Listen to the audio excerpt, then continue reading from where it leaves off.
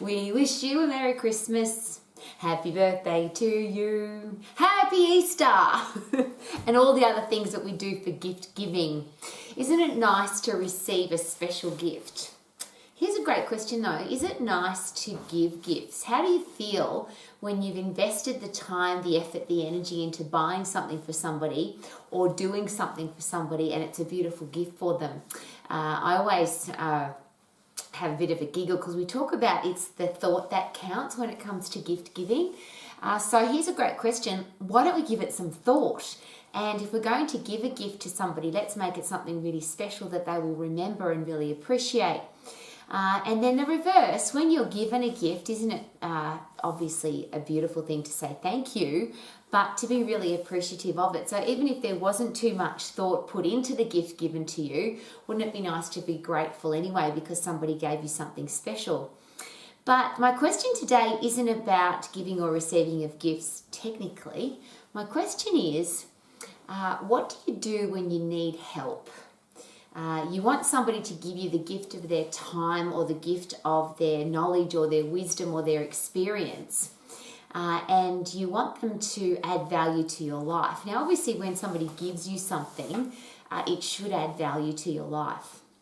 So if you ask somebody for something, so now it's not about giving them something, you are asking them to give you something back.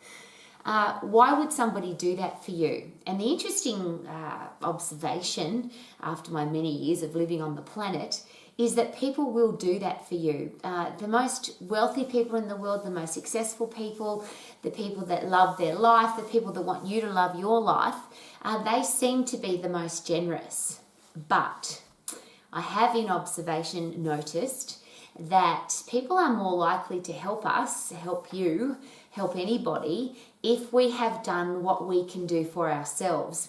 So my father taught me this when I was a little girl, and I'm very appreciative of this. Where is the best place to find a helping hand?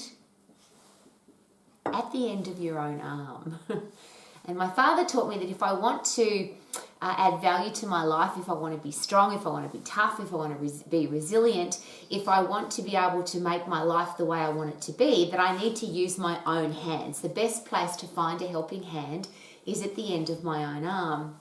So if I combine those two questions, one which is I'm asking other people for help versus I need to do something with my life, the question is, will people be more likely to help me if I've done everything that I possibly can to help myself first? So if I want something, if I need something, if I want money, if I want information, if I want wisdom, if I want people to help me with my business, with my health, with my relationships, whatever it is, could it be a really good idea to do whatever I possibly can first? And what would happen to my self-esteem, my self-confidence, my own personal and professional growth if I do everything I possibly can first? The reverse of that is if I go to somebody and say, please, can you help me? And they say, well, what have you done to help yourself? And I say, oh, nothing. I just want you to do it for me. Is it possible that this person might be less likely to help me out? We often use the example at Max about climbers, mountain climbers. They're the people that go out and do stuff. They achieve stuff. They climb their mountain. And you've often heard me use this expression, this is my mountain. You'll see me waving from the top or dead on the side, but I'm not coming back. I'll do it or die. And first of all, is it possible if you have that attitude, you're more likely to be able to climb any mountain regardless of what the challenge is, what the thing is that you want to overcome, whatever thing that you want to achieve, whatever mountain you want to climb, you're more likely to do it with that kind of an attitude. But the question is, if you have that attitude, are the mountain climbers more likely to help you? Is it possible that the people who climb mountains are very unlikely to knock on your door and say, hey, Rowie, we're going mountain climbing, do you want to come with us? Versus I'm out on the mountain and I'm putting my 100% effort in and I'm climbing, and even if I slip and graze my knees and I hurt myself, but I'm committed to getting up the mountain, remember? You'll see me waving at the top or dead on the side, but I'm not coming back, I'll do it or die. Is it possible then that people are more likely to help me? And would I appreciate a gift more? Would I appreciate somebody's help more, their wisdom, their knowledge, their their information more if I've done my research myself, I've tried everything, I've done everything I possibly can by myself. Am I more likely to achieve my goal, be closer to achieving my goal, so actually be out on the mountain climbing? And if somebody helps me up that last little bit, or they push me up that last little bit, will I get a better sense of satisfaction if I've done it myself? Another great question. You could buy a lotto ticket and you might get the gift of winning lottery. But what will it make of you? What has that done for you as far as becoming a person who can manage, look after, create even more wealth? And the answer to that question is pretty simple in the statistics. Most people that win lotto, and it's apparently more than 90% of people who win lotto, within 1 year, not only have they spent every cent that they won, whether it's hundreds and thousands, if not millions of dollars, but they're in a mental headspace that is not usually very healthy. Obviously, when you have large amounts of money, you need to know how to look after it. Otherwise, people will try and rip you off, or people come out of the woodwork, charities and family and next door neighbours, and please give me money. And there's a whole heap of skills required to be able to handle wealth, for example. So if I'm given wealth, I have the wealth, but I don't have the knowledge that it takes to obtain that wealth by myself, which is why most people, after they win lotto, they lose all the money and never get it back again, and in fact become a little bit bitter and twisted about money. There's that really great question. This thing that I'm going to do, what will it make of me? Who will I have to become to get it and to achieve it?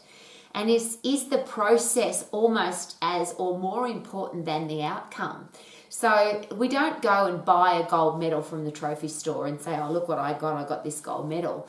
The gold medal is the visual sign, the reward for all of the training and discipline and focus and commitment and all the tough stuff I had to do to be able to win the event to then get the gold medal. So if I get the gold medal first and I didn't have to do anything to achieve it, is it possible that there's not even any satisfaction in that gold medal? Can you imagine wearing an Olympic gold medal around your neck, but you didn't win the medal, you just got one printed at the trophy store?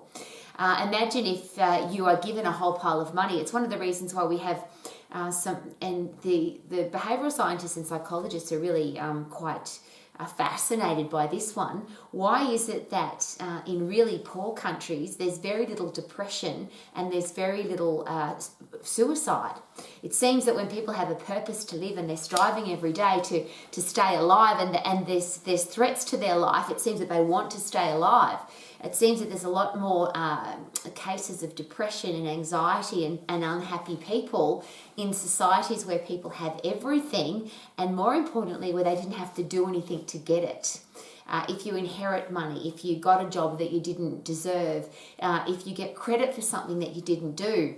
Just an interesting side note, one of the things I don't like about team sports, if I play really well, I want to win.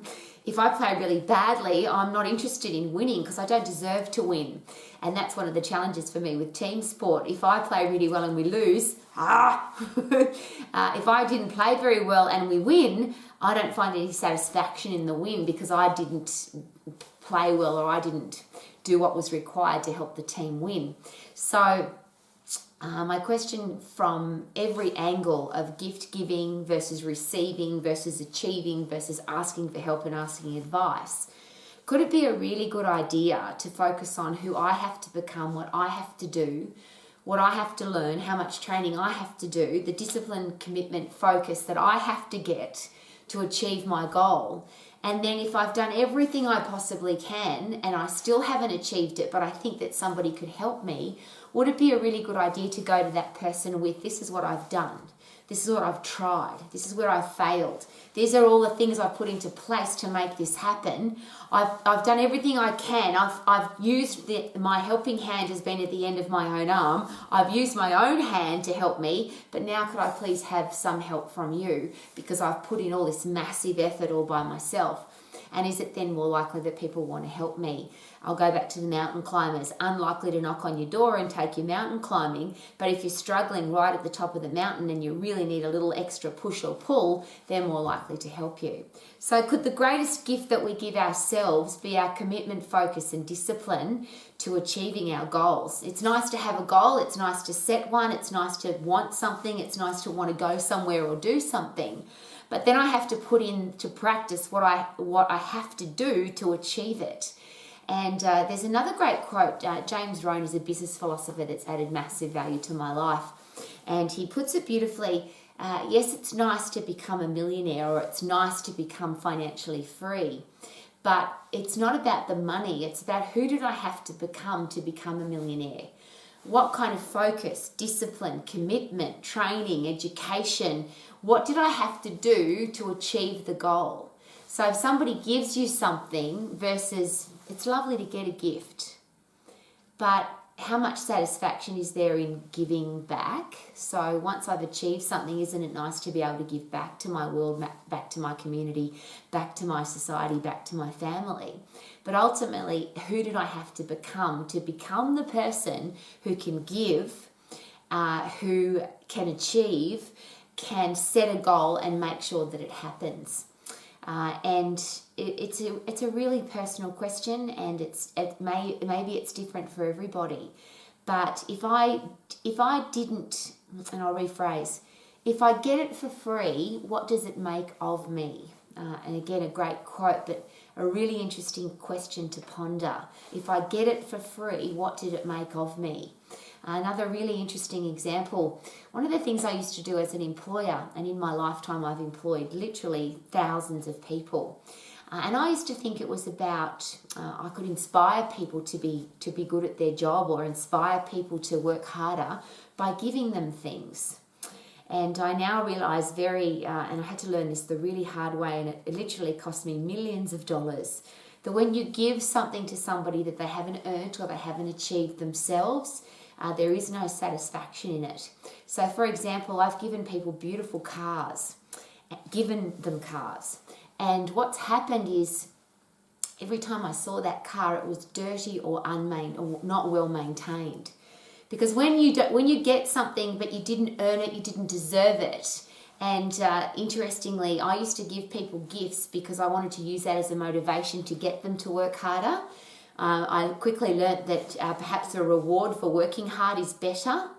But it's interesting because the people that work really hard and achieve and do great things, they're the people that want to buy their own things. They're very uncomfortable with given gifts. They want to, if they've worked hard, they want to be able to buy their own things, purchase their own gold medal. And of course, I use again as an example, if you've got a beautiful home or a beautiful car or gorgeous clothes, or you go on lovely holidays, a lot of people can get jealous of that. Oh, look at those people with their beautiful home and beautiful cars and lovely holidays. But I think you'll find that for the people that have worked really hard for that, they've put in, again, focus, discipline, commitment, effort, time, energy, passion into something that they wanted to achieve, then the holiday becomes the gold medal. The beautiful car isn't about the car. It's about what did I have to do? What did I have to become to be able to go and buy that car? So the car becomes more like a gold medal rather than, oh, I'm showing off because I've got this beautiful car. So here's a great question. First of all, what is it that you want to achieve? And whatever it is that you want to do, could it be more about who you have to become to achieve that rather than getting the goal? So if you want to buy a beautiful home for your family, what kind of person do you have to be able to go and afford or be able to earn the deposit and then make the mortgage repayments or buy the home for your family? What kind of person has to do that? And is it possible that it's not a lazy person, it's not an undisciplined person, it's not a person who whinges and moans and complains and says, oh, I wish I didn't have to work hard? Could it be the person who puts in the effort that achieves the goal? Is it possible that if you do the hard work, life will give you the gift of appreciating who you are, having self-esteem because you know you're capable of doing something? And when you look at whatever it is that you've achieved, whether you look at the view from the top of the mountain or you look at your beautiful car every day in the garage, or you appreciate that you can give large amounts of money to charity, or you can give money to your family, or you can just live a life of financial freedom, or live a life that you want to live. Is it possible that when you can live the way you want to live, and you look back over who did I have to become to achieve this, is it possible that that becomes a really special, that looking back becomes a very special memory, but also a driving force for what I can achieve next? If you're given something, if somebody does something for you, if it's a gift and you didn't earn it or deserve it, is it possible that it's not very exciting, not very memorable, and it doesn't give you very much satisfaction? And could that be the reason why, as the behavioural scientists suggest, that we have so many people who are miserable, grumpy, depressed, anxious, even though they've got a beautiful home and a beautiful car and they go on great holidays and wear magnificent clothes, but they didn't do what's required to earn that for themselves. Maybe they inherited it, maybe it was given to them, maybe they don't appreciate what they have in their life. And that's probably my very special question to finish with. Do you appreciate everything that you've done? Do you appreciate the person that you've become to achieve the goals that you have achieved? And then if you apply everything that you've ever done, everything you've achieved, all the discipline that you've put into your life, if you apply that to tomorrow and next month and next year, is it possible that you'll keep achieving? Because that is a really interesting question. Why is it that some people, when they achieve a goal, that they become unhappy, miserable, depressed? Is it because once they've achieved their goal, they didn't set another one? So if life is all about waking up every day and loving your life and looking forward to the future, could it be about becoming the person that you're really proud of to look in the mirror, be the person who can give gifts because you've created a life that it's possible to do that? If somebody gives you something beautiful, let's be appreciative of whatever it is.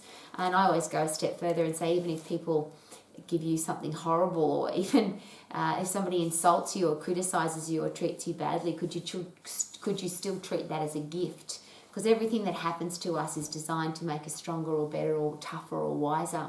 So is it possible to look at everything in life as a special gift and appreciate every single day? Because we don't know how many days we've got, how many months or years we've got. Could every day be a precious gift?